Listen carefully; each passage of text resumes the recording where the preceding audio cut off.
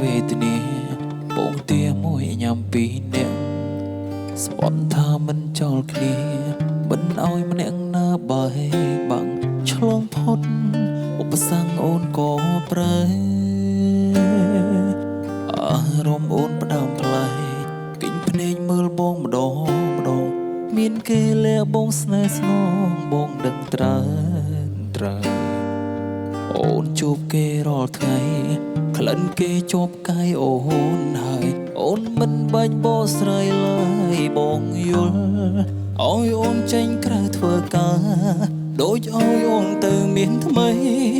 ដឹងទេបងឈឺណាស្រីគ្មានន័យខត់អូនមិនបានបើដឹងថាមានថ្ងៃនេះ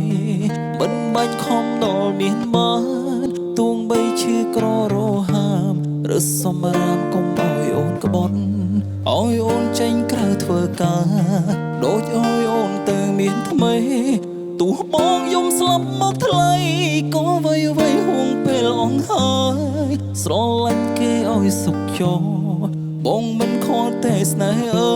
យតែបើអូនចង់បកក្រោយចាំត្រើនត្រើយបងចាំតទួ